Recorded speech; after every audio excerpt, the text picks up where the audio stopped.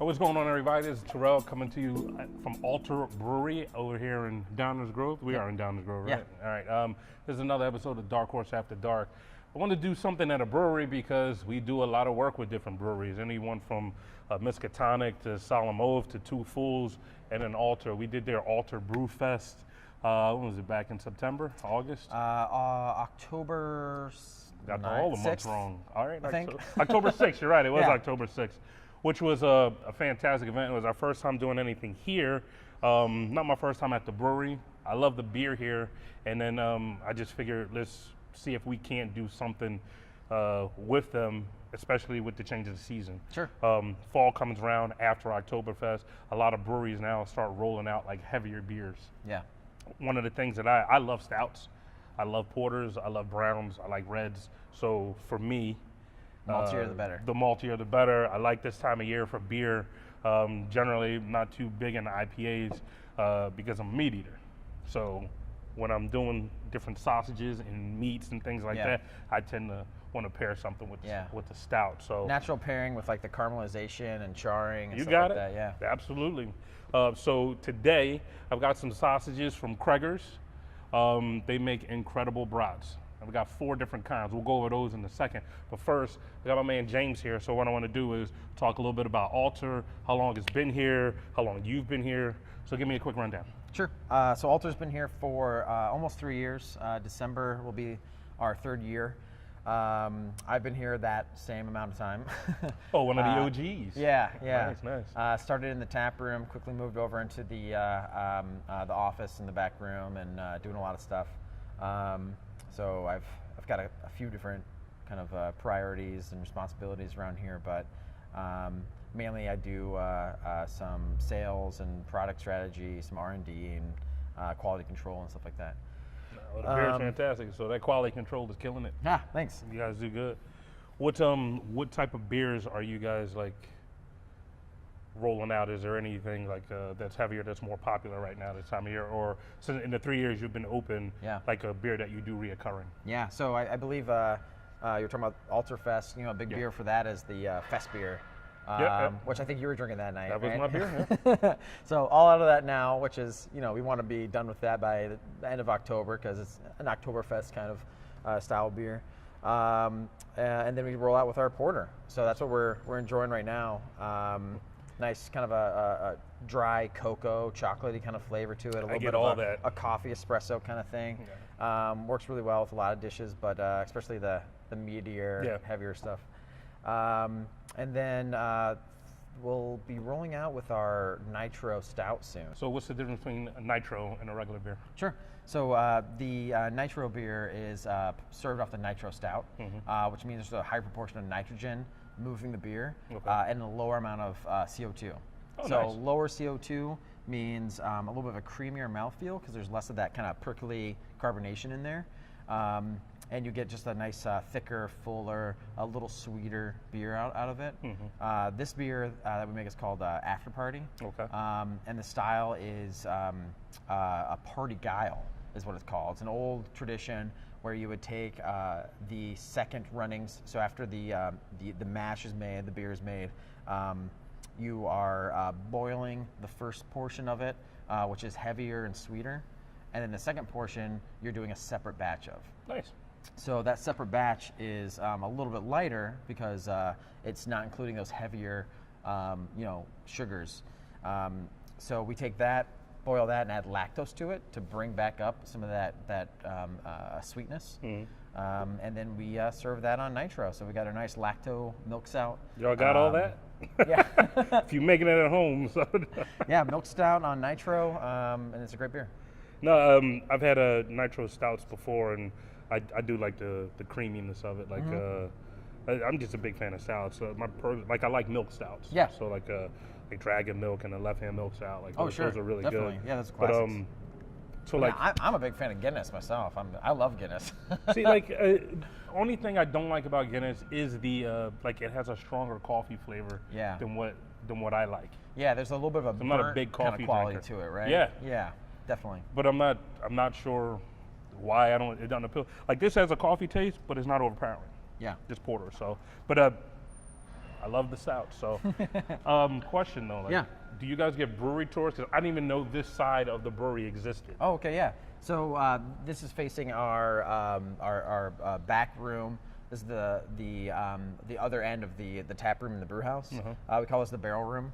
So it's there's some storage here, but there's also room for parties, which is what we're facing right now. We do a lot of events back here. Nice, okay. Several a week. Everything from children's parties up to Children's parties. yeah. Okay. You'd be surprised. Up to like weddings and retirement parties and whatever it is. We do all kinds of events here. But we do tours. We haven't really settled on a exact procedure for it, but if people want to do it, they can find a way.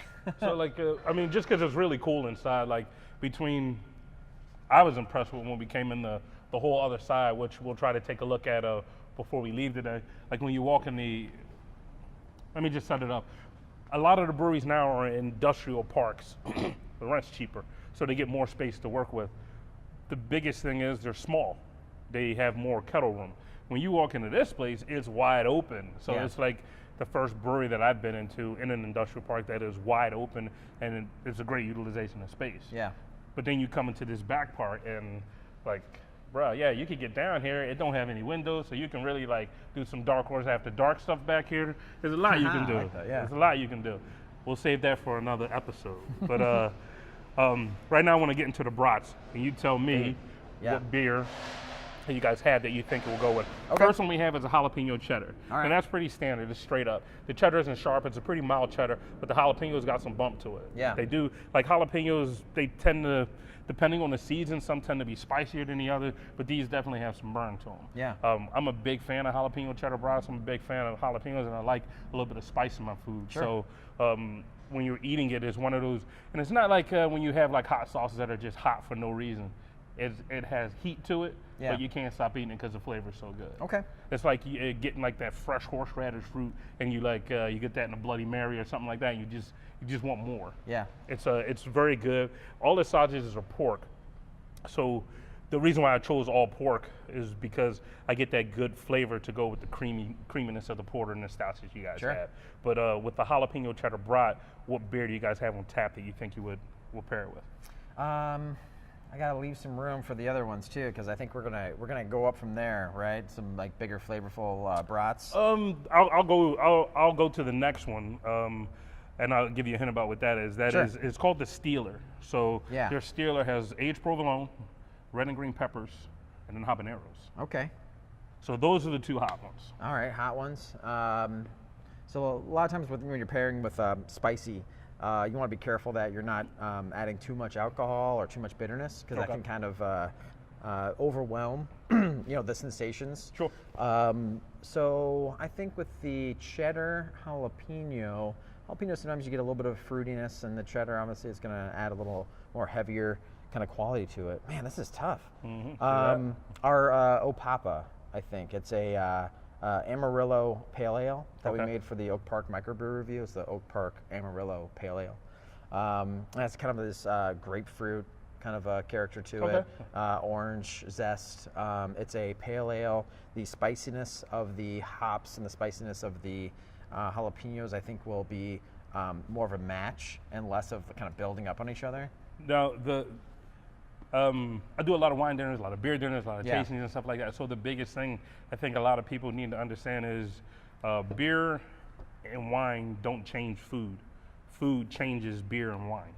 So the fact that you said you wanted to kind of play, like level it, that makes sense. Everything all it needs to have is balance. So that old notion, whites go with fish and red and meat. No, you just need, as long as you have good balance with everything that you're combining, it'll definitely work. And it sounds like that would be a good balance. So what do you think about the Steeler brat?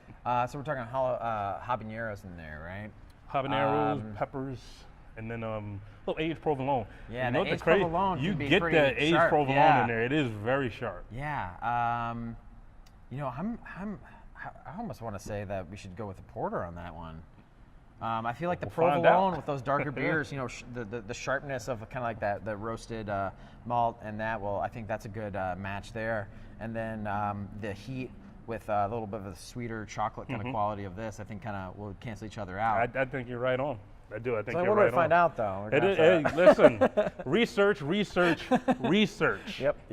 And then the next two one is a Hungarian, which has heavy spices of Yeah. Hungarian paprika in it, and you get it right off the bat. Yeah. Like even when I'll show you like what the brats look like, they even look different. Okay. Like you see all the red spices going through it. And then the other one is the Kreger's Classic Brat, which is probably by far still the best one, but Yeah. these other like different varieties are always great to try.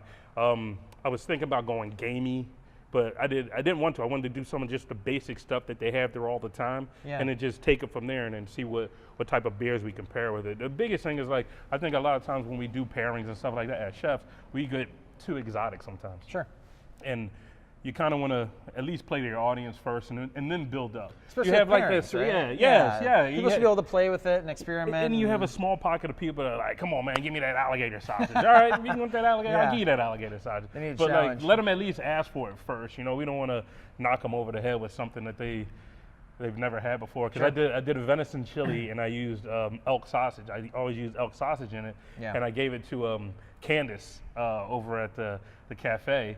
And she knew it was venison chili, but she didn't know it was elk sausage in there. So she's biting the sausage. She's like, "Oh, this is good. But, oh, it's a little tougher." I was like, Yeah. "Oh, it's elk sausage." "Oh, why did you tell?" You start freaking out and Yeah. everything.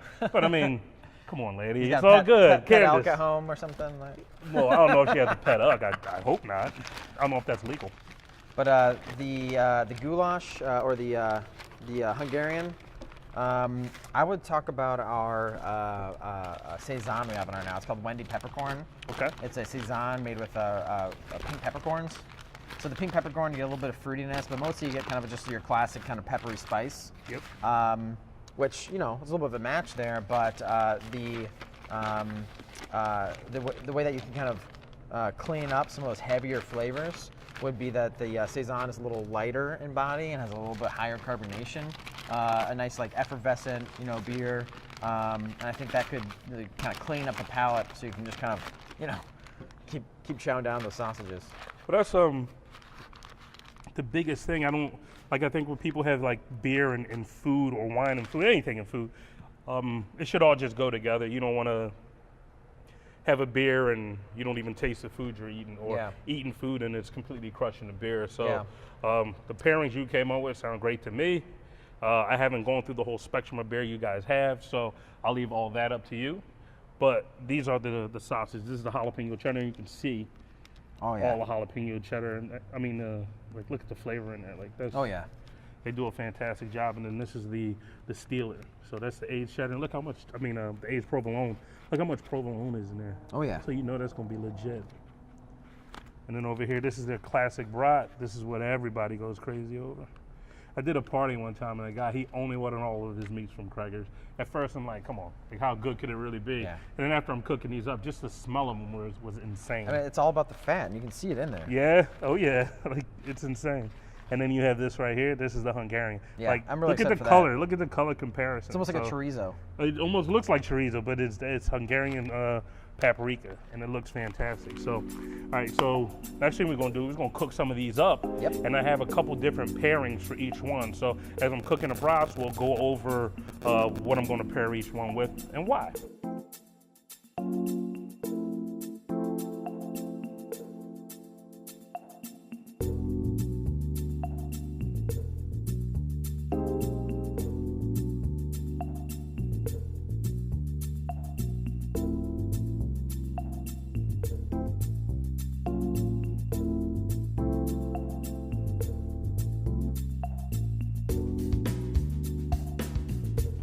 All right, so we cooked up all the brats.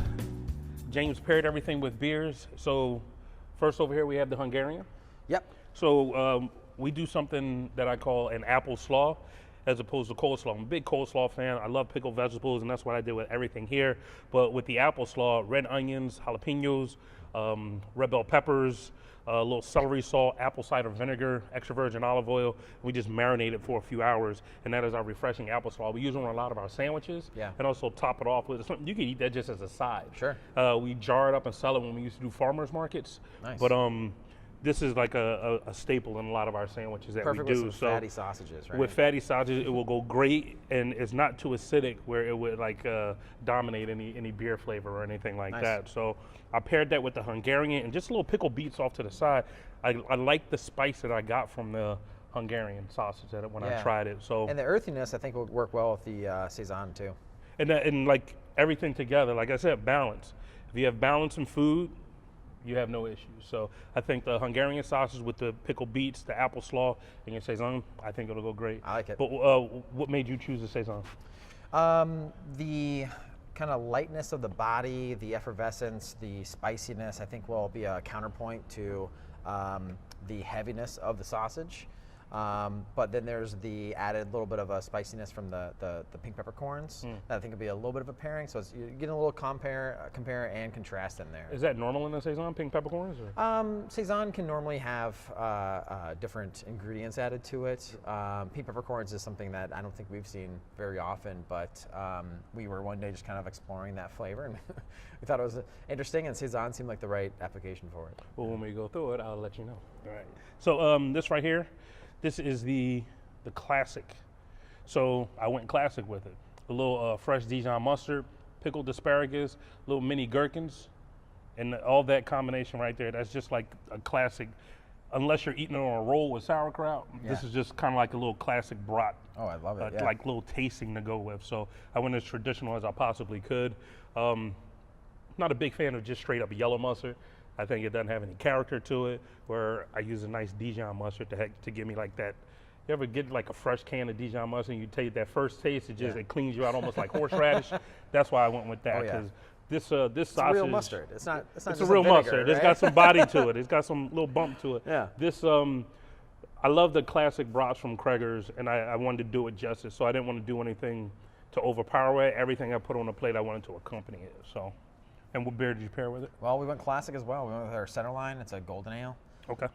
So there's definitely some flavor there, but nothing that's going to be too overwhelming or overpowering. The kind of floral and a little bit of citrusiness, I think, will be a good pairing with like some of the acidity of the accoutrement. But the kind of lighter body and carbonation will clean up that fattiness of the sausage, so it'll be nice. All right, and then over here, this is the jalapeno cheddar. Right on. So I went with the stone ground mustard and just some nice plain pickled olives. Just kept it simple. I wanted to highlight the sausage, the stone ground mustard. You get just a little bit of tang, but not too much. It'll accompany the sausage, but not overpower anything. Sure. And still give you that just a creamy condiment to go with the brat that everybody's always looking for, so nothing to overpower it. My first instinct when I first wanted to do it, I wanted to do something a little bit like on the lines of the way like maybe a bacon jam, but I backed off of it. I thought like if I did a bacon jam, it would kind of take away from the beer you wanted to pair with it. Sure. So stick with the stone ground mustard, the olives. We'd figure it out. Yeah, we could, but at the same time, I think like sometimes simple is better. Right. So next time no we'll need do to all overcomplicate bacon it. jam episode. We'll do bacon jam, bacon grilled cheese, and then it'll be all good. So what kind of beer do we do? We do the Opapa. So it's the Amarillo Pale Ale. Amarillo has a kind of a nice grapefruit, orange rind, kind of spiciness to it. And I think that that will kind of complement the jalapeno while not being too overpowering. It'll be some similar flavors, but they shouldn't provide too much abundant heat, from the. I mean, nice, because I think like this has jalapeno in it, and you get the jalapeno, but it's not overpowering. Right. So even getting a little bit of heat from the mustard, I think it'll be a really good pairing. All right, so this one here went a little complex a little bit. So we have rosemary mushrooms with a hash browns, and then a little hot jardinera. So this is the stealer. This one is aged provolone, habaneros, and red and green peppers. The reason why I chose like hash browns, like I used to wake up in the morning on Saturdays and my mom would make breakfast and we would have hash browns with cheese. So hash browns, mushrooms, no cheeses in this. You have the aged provolone inside the brats. We didn't have aged provolone. When I was growing up, we used good old yellow American. And Nothing wrong with it. this has some serious complexities to the sausage. It's my favorite one, so I wanted to give it some different dimensions. A little spicy here. You don't really get the habaneros too much in this sausage. Okay. So the rosemary, the hot jar, this is hot jar there. So I wanted to give some burn to it just a little bit, but everything together I think will complement everything real fine. You really get the aged cheddar out of here though. I think that's The aged provolone. Yeah, The aged provolone really pops out of that sausage. that's definitely what I focused on with the pairing was the provolone has kind of a dryness to it. It's like really rich, but it ends up pretty dry in my experience with like aged provolone. And I think that the porter can be a compliment in that way, but you'll get these really nice, rich, chocolatey flavors up front, but it ends up pretty dry and drinkable. So hopefully that is a nice kind of a similar experience while being different flavors. The rest is just so complex, but a beer like that, there's a lot of flavor going on, so I think it should hold up fine. Yeah, and provolone is a good grilling cheese. So anytime you just put it on the grill and get a good crust on it, even sometimes you get shredded provolone, you could sear it. You can make taco shells out of it if you really want to, because it has moisture in it, but once it cooks out, it becomes really dry and really pliable. But in there, it stands out, so it's really sharp, and Nice. I think that'll go really good with the beer. Ready to eat? All right, first one we're going to taste is the Hungarian. Applesauce is crisp. Beets are earthy. Hungarian sausage, you get that paprika. Oh yeah, Really good flavor. that slaw works perfectly with it. You get a little spiciness on the end, a little sweetness, a little acidity with the fat. It's great. Oh man, right on, brother. Does it work? We'll do beer dinner with him any day. Right on, good choice. Oh yeah. Very good choice. That's good. We'll do another one. That is good. That is right on. Not sure if that's. That is good. I'm gonna try with a biscuit. You can edit this out if you like.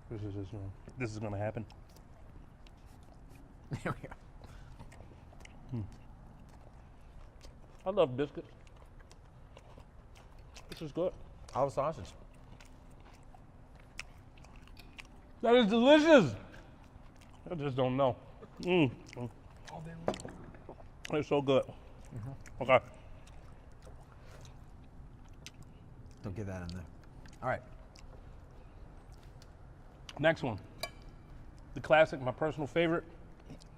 So, I want this guy. And I want that little baby pickle. And get me mustard to start off with.